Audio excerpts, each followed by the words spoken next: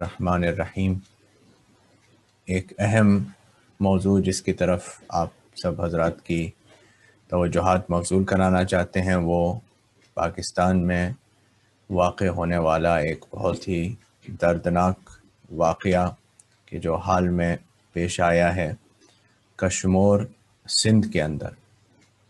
اس واقعے کی تفصیلات یقیناً آپ سب لوگوں کے اذہان عالیہ میں ہوں گی کہ ایک ماں اور اس کی بچی کے ساتھ میں زیادتی کی گئی کہ جنہیں کراچی سے بلایا گیا تھا بہت زیادہ پیسوں کے لالچ دے کر کے، اور اس کے بعد ان کو ہراساں رکھ کر کے 3 دن ان کے ساتھ زیادتی کی گئی۔ بچی 4 سال کی اور ماں دونوں کے ساتھ میں جو ہے وہ تشدد کیا گیا، زیادتی کی گئی۔ وہ پولیس کے پاس میں گئی، پولیس نے جو ہے وہ اپنی بچی کے ذریعے سے ان ملزمان کو پکڑا، اس میں سے ایک کو پکڑا گیا، باقی جب پکڑے گئے تو آپس ہی میں ملزمان نے ایک شخص کو کہ جس نے اعتراف جرم کر لیا تھا اسے قتل کر دیا۔ سب سے پہلی بات تو یہ ہے کہ اس طرح کے واقعات پاکستان میں کوئی نئی بات نہیں ہے۔ موجودہ حالیہ اسٹیٹسٹکس کے مطابق 11 کیسز روز رپورٹ کیے جاتے ہیں پاکستان میں ریپ کے، اور یہ وہ رپورٹڈ کیسز ہیں، ظاہر ہے جو حقیقی طور پر ہوتے ہیں وہ اس سے کہیں زیادہ ہیں۔ پہلی بات تو صاف الفاظ میں یہ کہنا بہت زیادہ اہم ہے کہ دین میں، شریعت میں، تہذیب میں، ثقافت میں اور اخلاق میں کسی بھی طرح کی گنجائش کسی طرح کی زیادتی کی نہیں پائی جاتی۔ تو اس لیے میں سمجھتا ہوں کہ ہر شخص کو انفرادی طور پر یہ چاہیے کہ اس کے احساسات اس بات کے اوپر مجروح ہوں اور وہ اظہار مذمت کرے۔ جس طرح سے اگر کوئی توہین قرآن اور توہین اسلام اور توہین رسالت کرتا ہے تو احساسات مجروح ہوتے ہیں، تو یہاں جب شریعت اور تہذیب کو پامال کیا جا رہا ہے تب بھی یہ اللہ کی، قرآن کی اور رسالت کی توہین ہے اور اسی طرح سے مذمت کی جانی چاہیے۔ اس حوالے سے ایک آدھ اور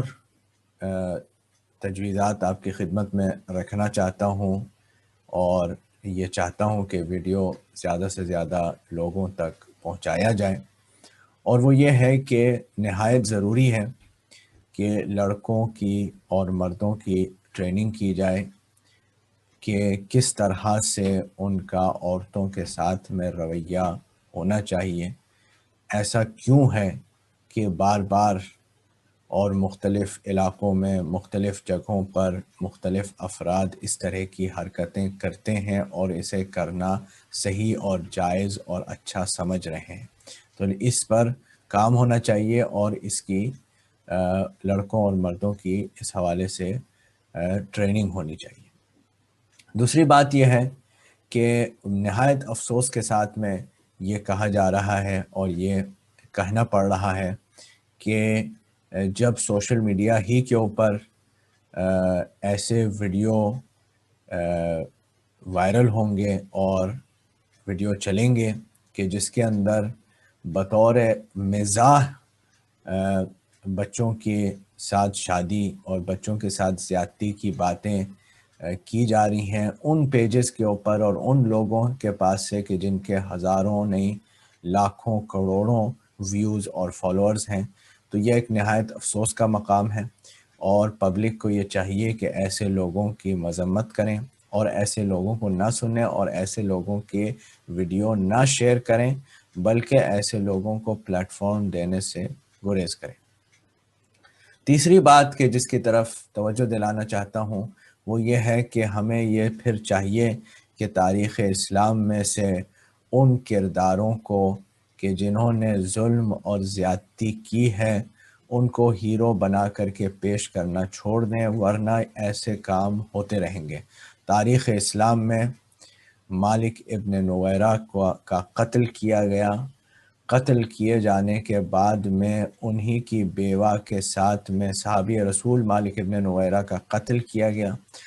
قتل کیے جانے کے بعد اسی رات انہی کے بیوہ کے ساتھ میں ریپ اور زیادتی کی گئی۔ اس شخص کو جب تاریخ میں ہیرو بنا کر کے پیش کیا جائے گا تو پھر ایسے واقعات کے لیے لوگوں کو جسٹیفیکیشن ملتے رہیں گے، جبکہ قرآن میں، حدیث میں، سیرت